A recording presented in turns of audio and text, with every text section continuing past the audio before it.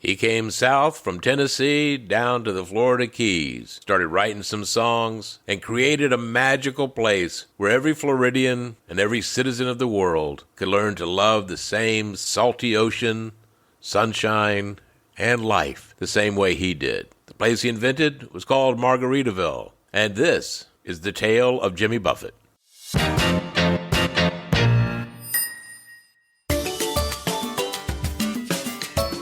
Welcome to Tales from South Florida. I'm your host, Bill Monty. 2023, it was a heck of a year. We lost a lot of celebrities, people who had entertained us through song, through film, through television. But I don't think the passing of any of them affected me more than that of Jimmy Buffett. When I woke up Saturday morning, September 2nd, and turned on the TV, literally, the last thing I expected to hear was that Jimmy Buffett had passed away the night before. While I had known he'd been sick, I didn't have any concept, and I don't think anyone did, of how sick he really was, that he was battling cancer. To understand the rest of this episode, you have to understand that the music of Jimmy Buffett and the lifestyle that he created, real or imagined, was so important to me around the age of 20, 21, 22, 23. So much so that all I wanted was to go to Key West and live there. My first album was Changes in Latitude. That's the one that got me hooked on him, although I knew the song Come Monday. And as you'll hear in the clip that's coming up, I bought all the other albums. And to this day, still know all of those songs, all the lyrics. Can't remember what I had for lunch yesterday, but I can sing the lyrics to most of Jimmy Buffett's early songs, even if I haven't heard them for a few years. Certainly, based on the number of people who followed Jimmy Buffett, all those wonderful Parrotheads, I love you, his music had a huge impact on so many people. But I wanted to record my feelings that Saturday morning upon hearing the news. And I wanted to try to understand them by putting them down somewhere. I wanted to understand those feelings better. Why was I so impacted by the death of someone I had never met? So I recorded a special episode of my podcast at the time, Bill Monty's Guide to Getting Older, because it was part of getting older. You know, as we age, more and more of the celebrities that we followed or that we liked, you know, they're older than we are. They're passing away now. And the remembrance of those people and what they meant to our lives is part of the aging process also. So I included that as that week's drop for that podcast. And when I was thinking of how to do a Jimmy Buffett episode for Tales from South Florida, I thought, well, I've already done one. And that's what I'm going to play for you here. So unedited, from the morning of September 2nd, 2023, is Sunset at Margaritaville. And stick around for after it. We'll talk a little bit more about Jimmy Buffett.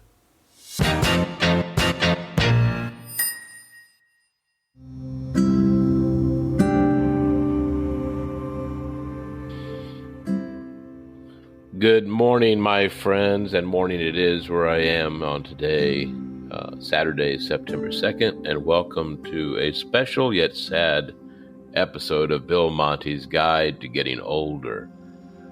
This will be probably a shortened version, but I wanted to get on today. I woke up this morning to the news of the passing of Jimmy Buffett last night. And Jimmy's music was so instrumental in my life for so long. The opening song you just heard, if you're listening on Spotify, if you're not listening on Spotify, you heard nothing.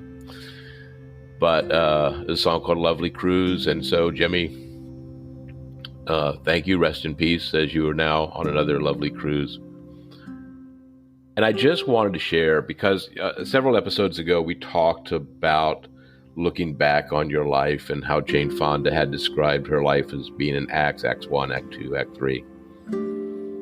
And for me, a portion of Act 1 was definitely defined by the music and the attitude of Jimmy Buffett.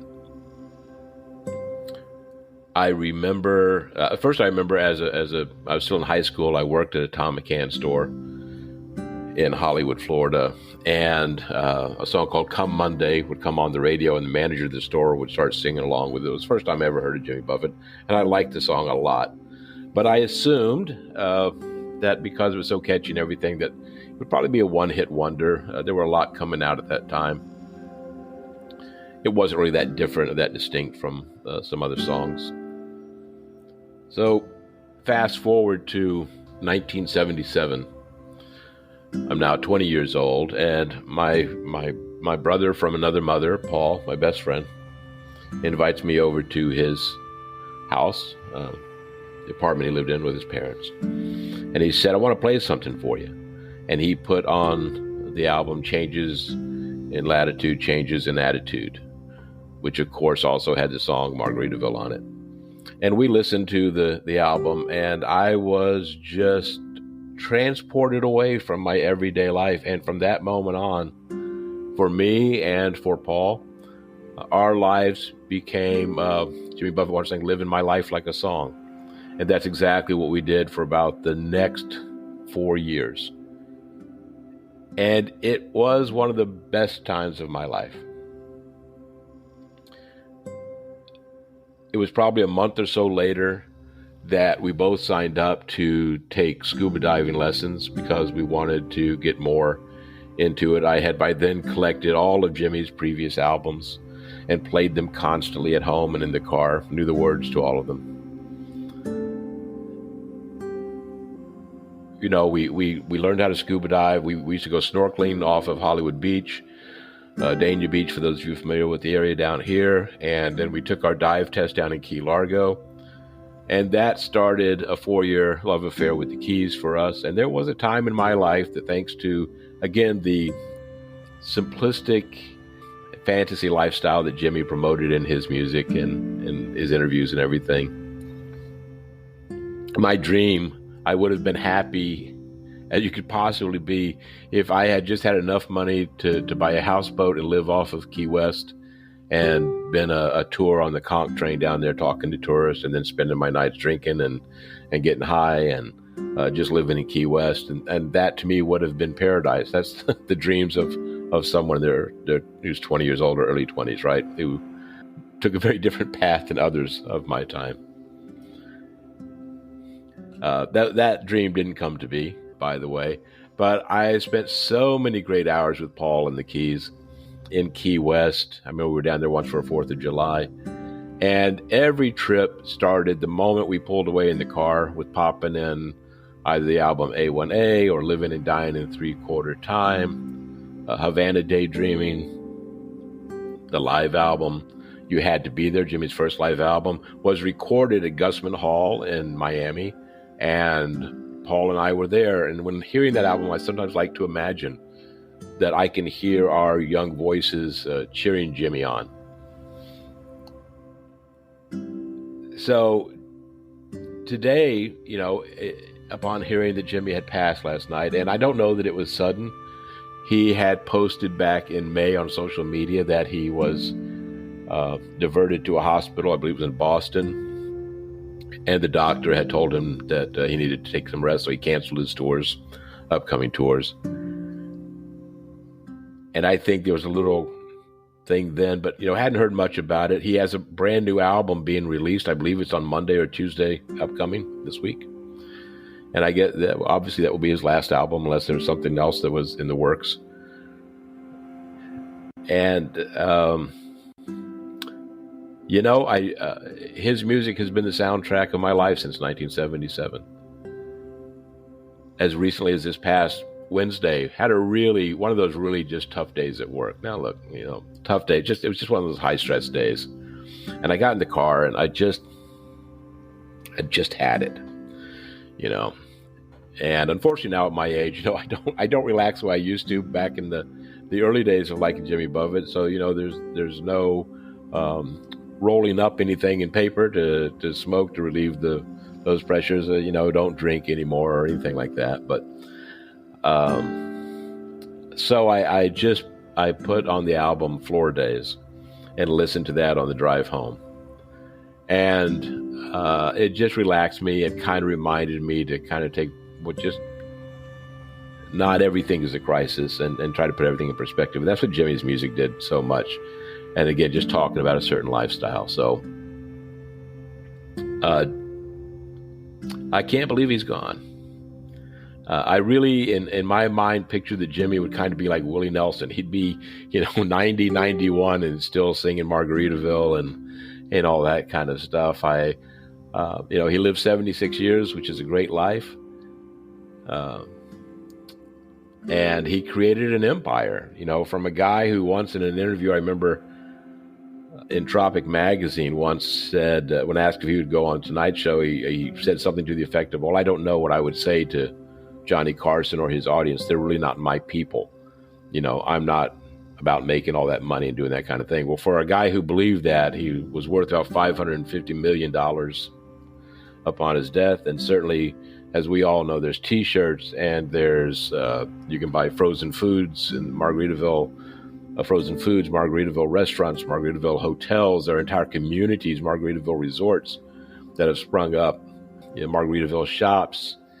So, there's a whole empire built on what Jimmy Buffett created.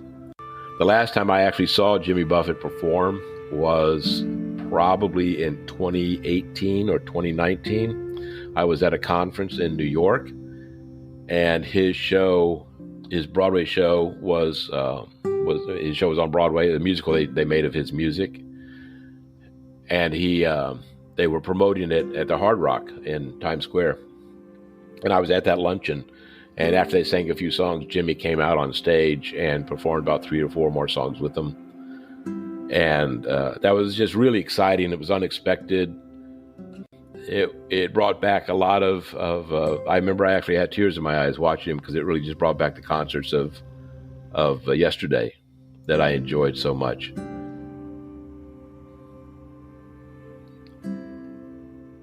And now we have the music and the memories. And it's just been a summer of loss for our icons from when we grew up. We lost Tony Bennett earlier, and there's just been so many this summer. And I dreaded that, when I heard about him canceling the tour and when we started losing people this summer, it was always on the back of my mind. I remember my mother, she was a huge Frank Sinatra fan. And she was so sad when he passed, and my father had passed a few years before. And at the time, that's when I started understanding how certain people that you never meet can become so important to your life, because they take you back, whatever, be it a movie or a TV show maybe, or music, definitely. They take you back to another point in your life, and you remember with fondness and happiness, nostalgia, maybe a little melancholy, huh? Yeah.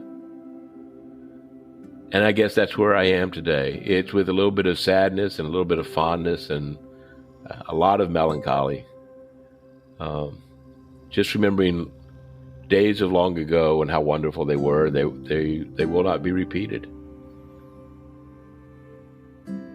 So I wanted to just come on and do a special episode here. This is not the one that I had planned for this week, and I'll get back on track, my friends, I promise. But if you have any memories of Jimmy Buffett, of what his music meant to you, please feel free to write me at billmonty04@gmail.com, or you can post them on our Facebook page, Bill Monty's Guide to Getting Older, on the Facebook page. If you are a member or not a member yet, just go in there. You can join.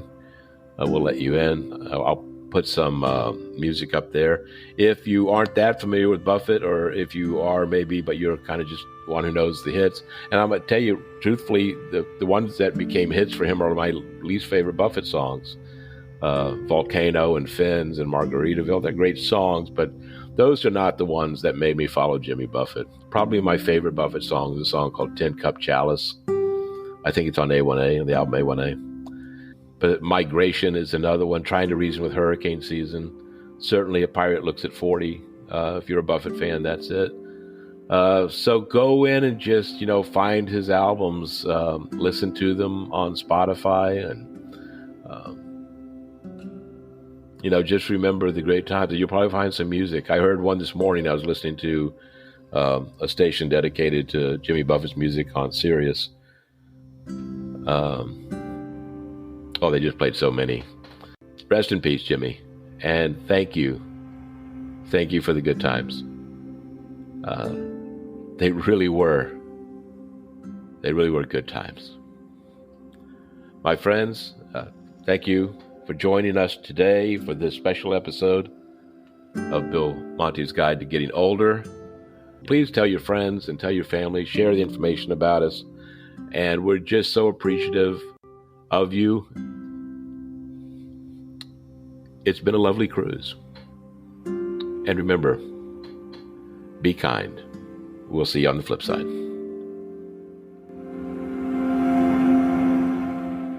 Share your memories of South Florida, Jimmy Buffett, or whatever those special moments might be. We'd love to hear from you and include them in a future episode. You can give us a call at 754-800-3170 or write to us at talesfromsouthflorida@gmail.com. I look forward to hearing from you. And now back to the show. Welcome back, and I hope you enjoyed that tribute to Jimmy Buffett. It was from the heart, as you probably could tell by listening to it. I want to take a few moments just to say, now when I hear his music, it doesn't bring quite the sorrow that it did, and I'm happy to listen to it again, and it's making me happy on those bad work days once more.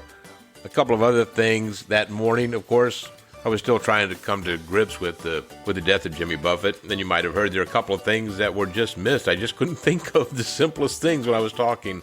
I mentioned that the album was going to be released that following Monday. It wasn't released until November.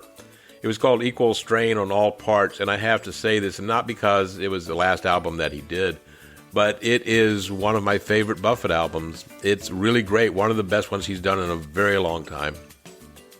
If you haven't heard the song Bubbles Up, you should listen to it. You almost think that it was his goodbye to all of his fans. It's a perfect song for trying to get through hard times, or if you're going through the death of someone, it's almost like they're talking to you from beyond. The other thing was, in speaking about the musical, of course, on Broadway, was Escape to Margaritaville. Didn't last long on Broadway, unfortunately, and the tour lasted even shorter because it got cut off by COVID. But a lot of local theaters are doing it now. I'm sure somewhere where you live, you can find a theater that in the next year or two will be doing Escape to Margaritaville. It's a lot of fun, especially if you like the music of Jimmy Buffett. And finally, of course, now we do know what caused the death of our friend. And it was Merkel cell carcinoma, skin cancer. Ironic that he lived so much of his life in the sun that this is what would take him from us.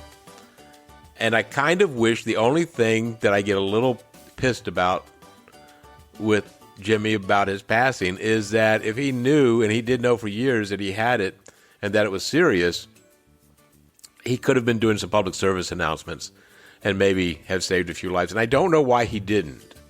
I really don't. That just kind of amazes me. But I understand that visits to the dermatologist have gone up tremendously since his passing.